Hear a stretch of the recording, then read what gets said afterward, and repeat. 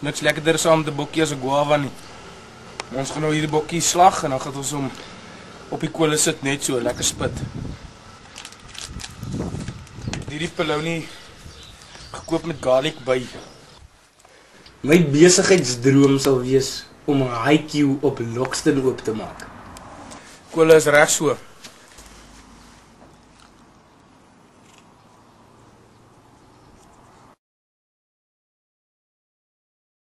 Hy was nou op vir so 16 en 'n half minute.